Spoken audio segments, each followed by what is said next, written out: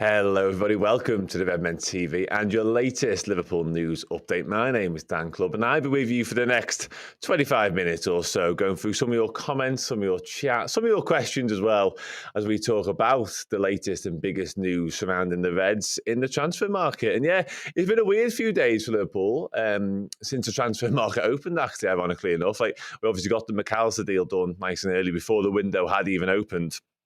And ever since, there's been lots of names, lots of speculation, lots of Liverpool really like him. Liverpool have got him on their list of targets, etc., etc. But I think for a few different reasons, Liverpool haven't got anything else concrete over the line, it's fair to say, just yet. I'll go through a couple of your questions before we get into the news. I just want to scroll back up to the top. Rob Davies. Afternoon, Reds. Hope you're well. Well, I'm well, Rob. I hope you're well as well. I really do. Hyphen kind of underlines the point I was just making, because I want Thuram. This international break is delaying transfers. Yeah, Thuram obviously is involved with France in the European Under-21s tournament going on. So, yeah, I think we may have to wait for him, perhaps. But listen, we've done deals with players when they've been on international duty before. Philippe Coutinho, and they said that's because of this comment. Bobby Firmino being one of them. We brought him back from, I think it was Chile, he was in at the time, to get him signed over the line. So, yeah, Martin Endel says Gabri Veiga is the longer-awaited Coutinho replacement. Yeah, I want to talk about Gabri Veiga in just a second. I'm just going to go through a couple more comments before I get us started. JD says apparently it's Gravenberch we want instead. Yeah, there's a bit more on the Gravenberch stuff coming out. I've seen a report in the Mirror a little bit earlier on today asking or talking about Liverpool's interest in Gravenberch, and I've got a very interesting conversation lined up tomorrow about that as well. So hopefully I have a little bit more to bring you.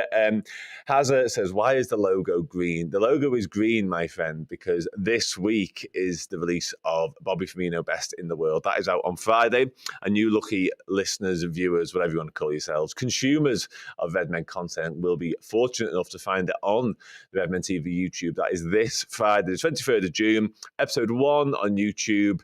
Episode 2 will go live at the same time over on Redmen Plus, and episode 3 will follow on Redmen Plus a week later. So yeah, what an absolute delight that is going to be. Yeah, Keegan says suddenly it's all gone quiet. Yeah, it has gone quite quiet, but it'll ramp up again, I'm certain. Like I say, the international break, a lot of players dotted around Europe and indeed the world, doesn't necessarily mean that things are done in terms of we're not going to sign anyone during this period, because I still think we can, but it does complicate matters just a little bit. But anyway, I'm here to talk to you about Gabri Veiga. And the report is that Liverpool are reportedly ready to make concrete move for Gabri Veiga. Now, this comes from journalist Rudy Galletti, who's been speaking to Give Me Sport. And he said that the Reds are ready to make a concrete move for him to anticipate the competition that is quite fierce.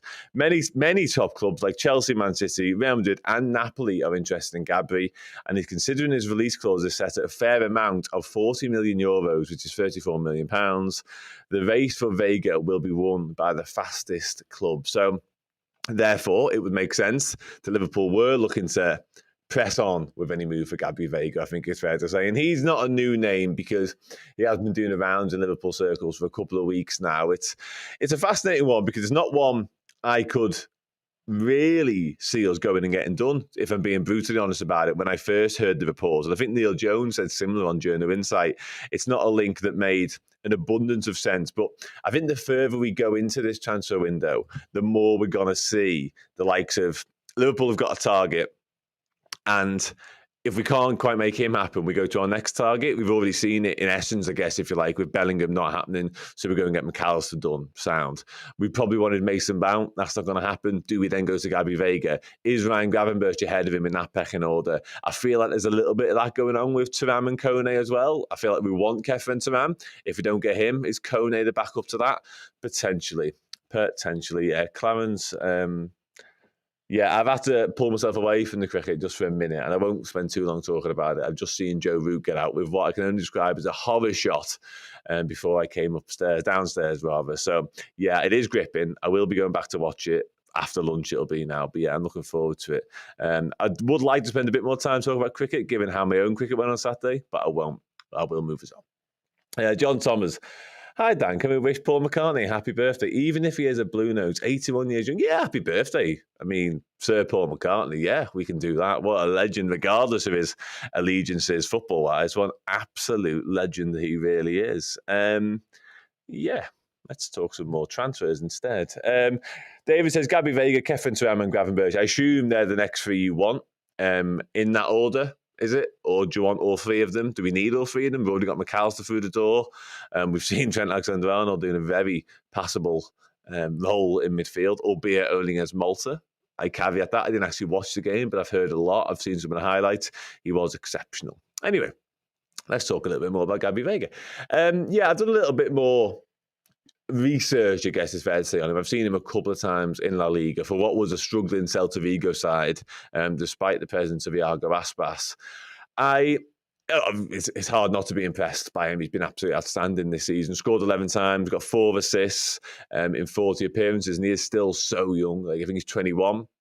Definitely a more of attack-minded 8, but it's interesting that you start doing a bit more research and you do.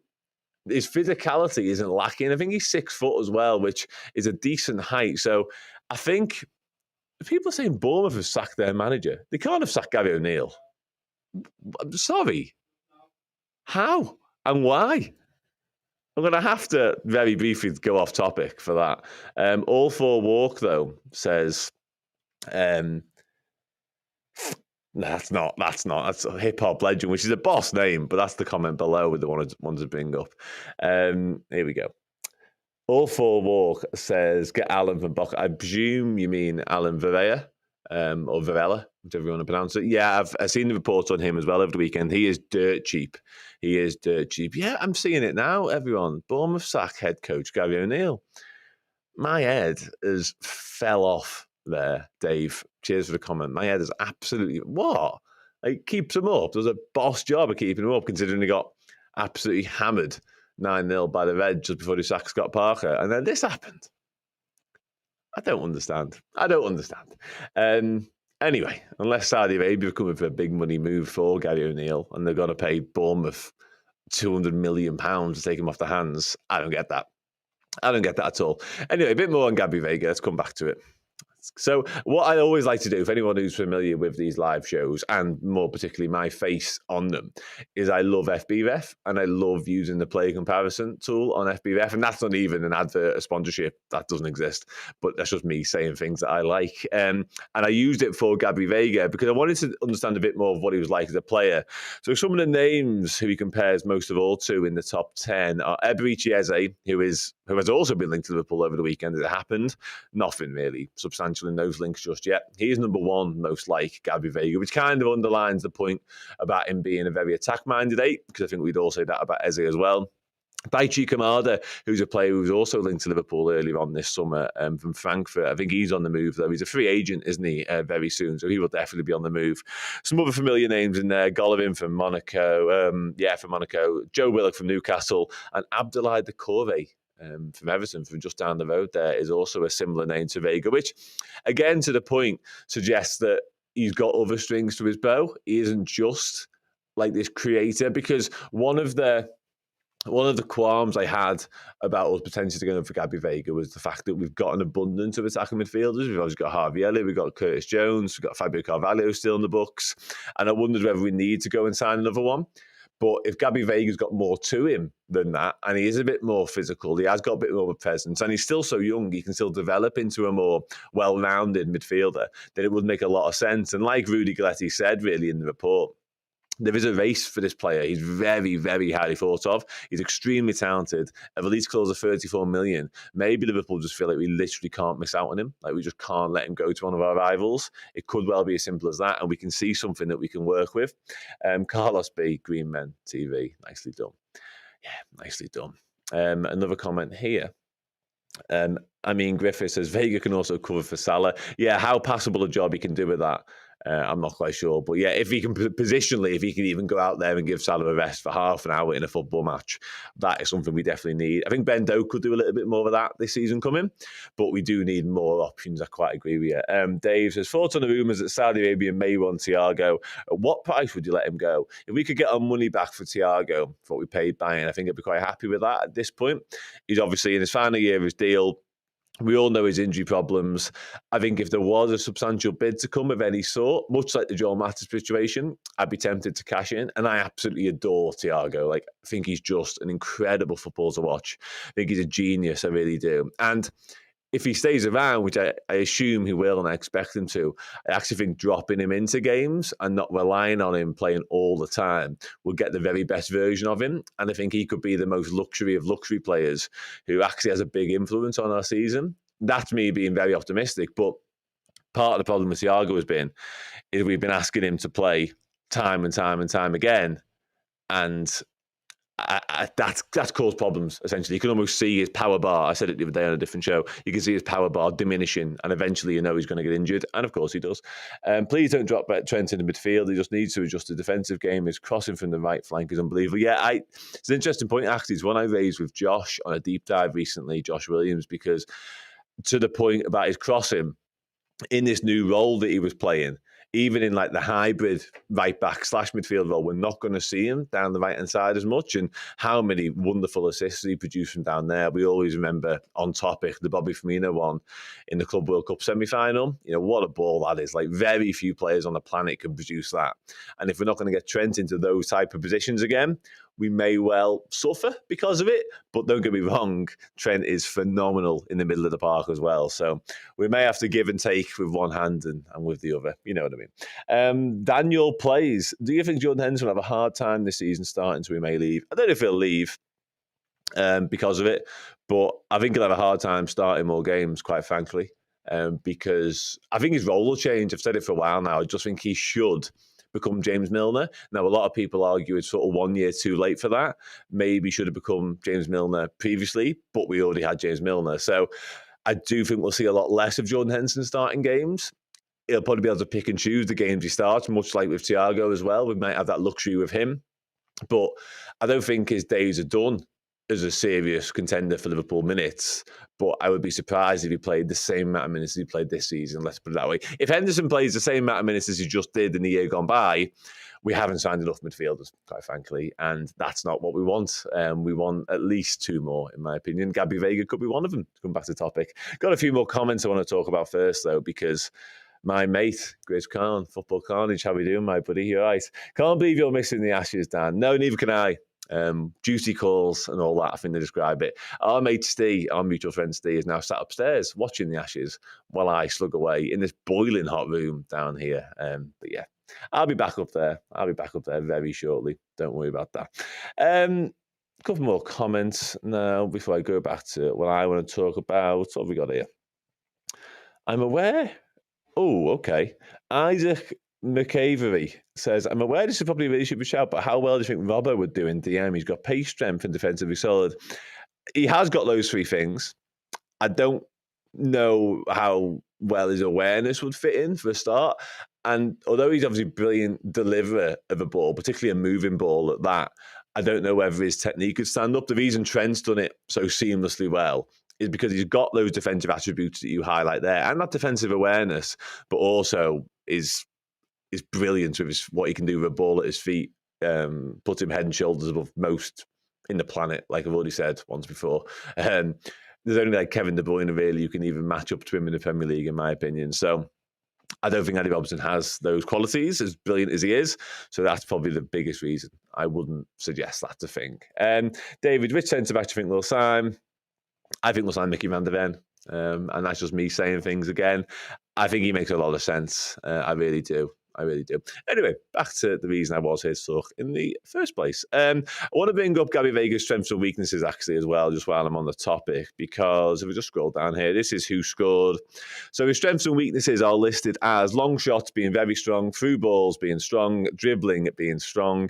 He also likes to dribble. That's his style of play, if that is such a thing. His weaknesses are passing and tackling. So again, it lends itself to the fact that he is a more attacking type 8, which I think we are definitely in need of. If he kind of fits the bill, somebody said earlier on about being the backup option to Mason Mount, I suppose, if you like. And that right-sided 8 role is one that I think we need to populate with somebody still. Could be Thuram, it could be Veiga. I think we'd like it to be Gravenberch as well, if I'm going to be brutally honest. There's a bit more to go around that yet regarding conversations that we had between him and Thomas Tuchel. But Gabri Veiga is definitely one who has played as a very attacking 10. He's also done a box-to-box role, but I think he flourishes most in the 10, quite frankly. So if we were to make this deal happen, and like I said earlier, it might just be a deal and a fee.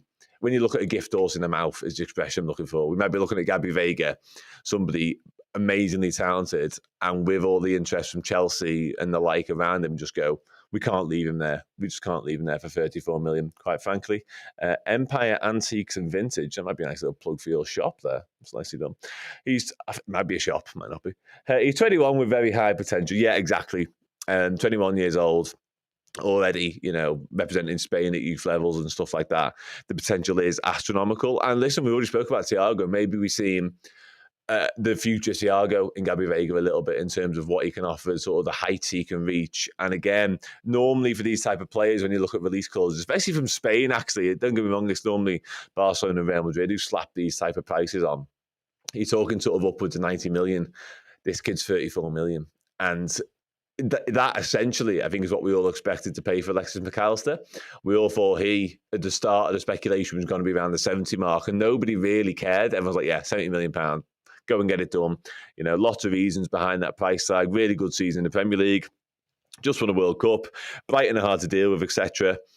Go and do it. Then we get in for 35 million initially. You've kind of got 35 million left over, essentially. And if we want to go and spend that on Gabri Veiga, then so be it. Whether it means Harvey Elliott plays less minutes, Curtis Jones might get less minutes, Fabio Carvalho may well be allowed to leave the football club on loan at that point. Who knows? But yeah, I do think Veiga is definitely one that we are seriously considering. And to that point as well, I want to bring you a tweet from Fabrizio Romano, because he's been talking about Gabri Veiga a lot over the past few days. And he said, Chelsea have inquired on Spanish talent Gabri Veiga's release clause and the conditions, the payment terms, or a chance to negotiate with Celta Vigo. No bid or concrete steps right now. And then he does go on to mention Liverpool. He said Liverpool did exactly the same earlier in the week. He's one of the players LFC are following. Another thing he did say, I haven't got the tweet with me, but I've seen a tweet over the weekend saying the Thuram and Kone and sort of the physical type midfielder, the more robust midfielder, are our priorities right now. And then we might look towards the likes of Veiga. And it's interesting that it appears like both Liverpool and Chelsea are asking around the details of that release clause, because although it's only £34 million, we know Chelsea like to spread the cost, as it were. And Liverpool might look to do exactly the same. We might be in a position whereby a lot of people just say go and pay it because it's 34 million, and in this day and age it's not a huge amount of money. But if you can spread 34 million over the course of 2 or 3 transfer windows, then why wouldn't you, quite frankly? Why wouldn't you? Anyway, let's have a look at some more comments. People are debating whether Jurgen Klopp has a future at Liverpool, by the looks of it now in the comments, which is a place that we're in. I'm not quite sure how we got there. But there we go. Stephen Cooper says, Veiga looks like an exciting prospect, but hesitant to think where he fits into our team because look at Gini. Does anyone think we're signing a combative pressing midfielder with him? No, I think that's a very fair point, actually, Stephen. And the fascinating thing with Gini is he probably was never those things that you said in many ways. He was only them things for Liverpool exclusively. Like every time he went away on international duty, he would flourish in a more attacking position. He'd score goals. He'd come in from the wing. He'd play as a 10. He'd play just behind the striker, and he'd bang goals in for Holland. But then when he come back to Liverpool, he would be this workman-like, keep the ball ticking over, don't lose it, win it back, etc. type midfielder.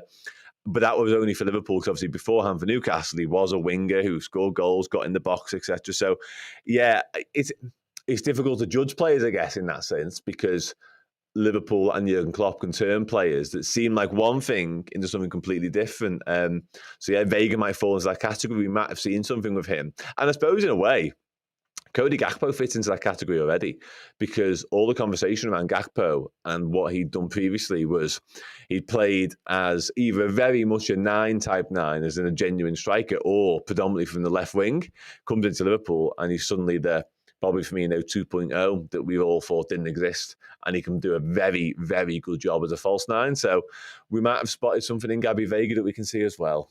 Josh Moore says, how did we leave Gravenberch go to Bayern for only 18 mil last year? Well, Liverpool were very keen on him before he went to Ajax. I actually spoke to David Lynch last week about Gravenberch, and he still thinks that the Gravenberch thing is far from dead and buried. He thinks it quite literally depends on the conversation he has with Thomas Tuchel. I think he's away on international duty right now. We see in Holland, obviously, Van Dijk and Gakpo played in the Nations League stuff over the weekend. So when he returns to Bayern, there's a serious conversation to be had between him and Tuchel. Now, the outcome of that conversation could well lead to what Liverpool do next. Now, I've seen people debating in the chat whether Thuram is our priority. I would just about say he was still, but I think Gravenberch is very high up on that list. I think I would not be surprised if some of the waiting rounds Liverpool have done, as it seems in the past week or so, although I don't quite know how quickly we expect this sort of thing to move, is because we are kind of waiting for Gravenberch to make his mind up. Now, you could say Liverpool shouldn't be in that situation, but we were so keen to get him from Ajax before he made the move to Bayern. So it wouldn't surprise me if we're very keen to go and get him again. It really wouldn't. And Empire Antiques and Vintage comes back with, he likes Ramsey from Villa. I like Jacob Ramsey from Aston Villa as well. I really do. Scored against us, didn't he, I think? Yeah, proper player.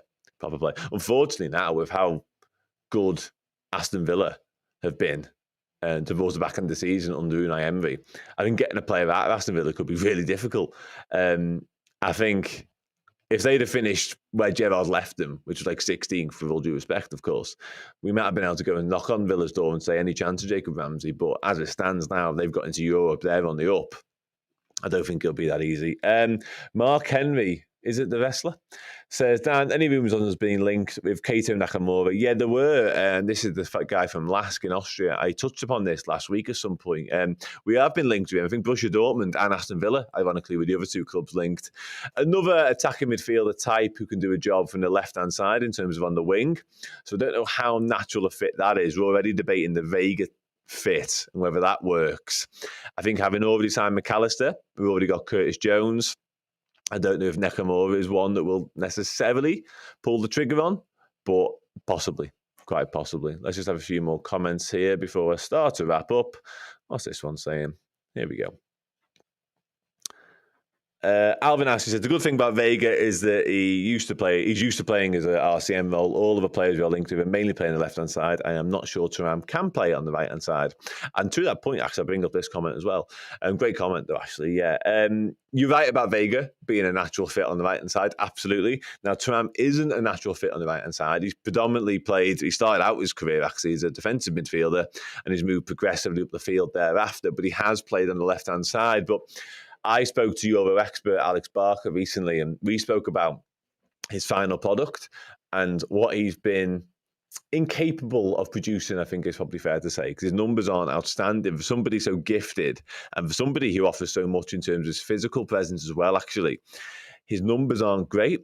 And he was of the opinion that if you actually shift him over to the right-hand side, it will improve because he looks a bit unnatural on the left because it's obviously on his wrong side. But when he goes over to the right, his angles will improve. And he actually thought that a shift to the right-hand side, which you would have to do, because I take the point, we've already signed McAllister, who will almost definitely slot on the left. I actually think a two attacking eight of McAllister and Thuram could be the ideal solution for us. I think it makes a lot of sense. You've got physicality in there as well. We know McAllister's work rate is unquestionable, especially given how creative he is. Thuram has played as a DM, like I say, so he's going to offer a little bit in that. You've got a nice blend of everything there. And also to the point Daniel Batson raises, Jurgen Klopp improves everyone, doesn't he? In every aspect. So I do think he could improve Kefren Thuram's end product. There's very few footballers have arrived at Liverpool under Jurgen Klopp's reign during his tenure, and he hasn't made better. Like, I'll bring you Naby Keita, maybe, although we haven't really seen enough of him to actually make a judgment on whether he got better or not. And Arthur Melo is the other one I'd probably ring you right now. And Calvin Ramsey, very much for now, though. Very much for now. Anyway, final few comments before I actually do wrap. Dexter Baker says, Veiga is right foot, so it's not possible to sign him. I don't understand that. I'm going to move on from that quite quickly. Aditya Narayan says, get the Fede bros in. Okay, I see what you're doing there. Federico Valverde and Federico Chiesa. I would bite your hand off at the first one of them, quite frankly. There were links. I've seen somebody in the comment mentioned it earlier. Actually, I did miss it. I apologise for that. Mentioned the links about Valverde. Listen, I would love nothing more to be proved wrong on Liverpool potentially going after Valverde. of Real Madrid. I would love to be wildly inaccurate. I'd love Real Madrid to say, do you know what? We've got Modric, we've got Cruz, we've got Camavinga, we've got Tchouaméni, we've got Bellingham. You can have Valverde. That's not going to happen. But he is sensational. Like, how good is he? How good's he been against us as well, to the point? So, yeah, I would love that. And as for Chiesa, not now. 18 months ago, if I was sat here, I would absolutely take Chiesa. But he needs to go and play football a lot somewhere before I think he's ready for Liverpool again. He's had a bad time with injury. No fault of his own. He's had a couple of horror ones and some other fitness-related stuff after that. Yeah, he needs some time, and it's not going to be at Liverpool, I don't think. Alwyn, as he comes back, Veiga can be like Odegaard-type player for us. Yeah, absolutely. We do need a bit more creativity, don't we, in there? It's a very difficult one, actually, because I do think we need more creativity in there, but then so much of me looks back at last season's problems. A, last season's problems, and B, how good we were when we won everything. And we were so good when we won everything because of our durability and our workmanlike and our engine room midfield. That was what made us brilliant, as well as the class of Van Dijk and Alisson and Trent and Robbo and Salah and Sadio Mane and Bobby Firmino. I'm going to carry on, aren't I? And we were crying out for more creation from the midfield at that point, because when it wasn't working, when we couldn't break down low block teams, for instance, we were all going, oh, we need, this little genius in midfield. Where's Coutinho gone? We need a Coutinho replacement. We need someone who can unlock a defence, etc., etc. And then look at this season's problems and you go, have we gone too far away? People almost pointing the finger at Thiago and saying he's not tough enough, he doesn't offer this, where's Genie gone, etc. So it's a really fine balance, which is why I think going for the likes of Thuram, McAllister and Gabri Veiga to a certain extent, who offer that mixture, that blend of physicality and creativeness, I think that would be absolutely the perfect way to go about it, quite frankly. Anyway, last couple of comments. This one's taken a long time to go. There it is. Andy Kirkman. Dan, I've been hearing Thiago off the side. I touched on this a little bit earlier. I heard that as well. I heard that off Indicalia News last night. Sources don't get much better than that today, ladies and gentlemen. And it is on Twitter, of course, as we all know, is the only place for your news in this day and age. Listen, in terms of Thiago off to Saudi, if that was to come to fruition, it's something I floated a little while ago, actually. I think it would make a lot of sense for him, money-wise, and us, if we were to get decent money for him. We've all seen the Ruben Neves 47 million stuff. If we were to get even close to that, I would jump at the opportunity, quite frankly. And I adore Thiago, I do. But if we were to recoup our money on him and we could put that into the Nicola Barella, for instance, then yeah, I'm all for that. Absolutely all for that. Tom Mallon, is the Thuram deal paused due to under 21 juries? Yeah, perhaps that's why things are slowing up. I think that's the case for a lot of these midfielders, quite frankly. But I don't think it means it won't happen while he's on international duty, because there's no reason for that. Like I mentioned earlier, we signed Firmino while he was in Chile. Ian Air flew to South America to go and get it done. So these things can happen regardless. And hopefully we do see some more speeding up of action in the past couple of days. JJ, yeah, he's gone to PSG, I think, mate. I'm pretty sure he's signed for PSG. If it's not done, it's very close to being done. But yeah, good player. Kind of always been on the periphery of things, hasn't he, at Real Madrid, quite frankly. But yeah, anyway. Couple more comments. Dante D. Drummond says, Thuram for CDM. Yeah, I think he can do a very good cover of that. I think giving Fabinho time off in that role is imperative. I'm not going to say we need to cast off Fabinho entirely and sell him or whatever. I think we just need to give him more minutes not playing, quite frankly. And if Thuram, Bajcetic and Henderson can offer that, that's enough for me. Dan, Thiago looks like he may be going to Saudi Arabia. Yeah, possibly. Yeah, possibly. I've spoken enough about that. I'm just going to double check. I haven't missed any comments that are particularly worth talking about. And then I will wrap up. Yeah, Plu, yeah, I agree with you, mate. I absolutely agree with you. I need to get Indy Carly on the podcast. So Journal Insight, actually, I think we need to get Indy Carly on, to be honest with you. Podcast isn't worthy enough to get him. Let's be honest about it. Wow. Okay, so I want to bring this last comment up. And then I will...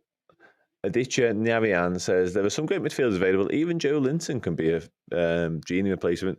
Yeah, he's been boss. He has been boss, and he would absolutely be brilliant for Liverpool as well. But, yeah, Newcastle just got Champions League football, absolutely loads of money. Yeah, I don't know. Can't see it happening, personally.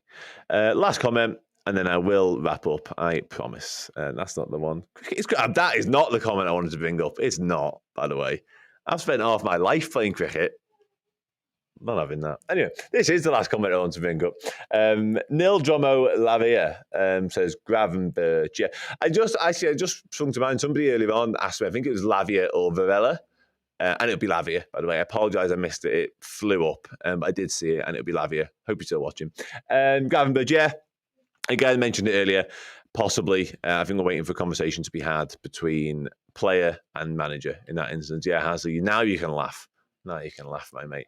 Anyway, I'll wrap up the news. So, Liverpool reportedly, according to Rudy Galletti, who's supposed to give me sport, Liverpool are reportedly ready to make a concrete move for Gabri Veiga to anticipate the competition, which is quite fierce.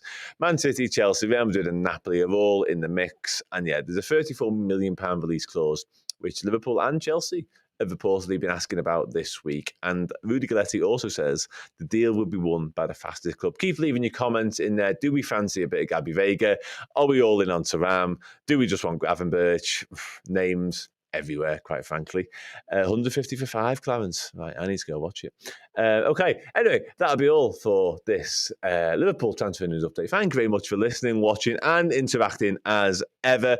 It's massively appreciated. I will see you all again soon. So, the first episode of our 3-part Bobby Firmino documentary series, Bobby Firmino, Best in the World, is coming out this Friday, the 23rd of June. If you want to get immediate access to episode 2, as well as the full interviews for all of the incredible contributors, including Jordan Henderson, Adam Lallana, Ian Rush, and more, sign up today on redmenplus.com and fill your life with Bobby Firmino happiness this summer.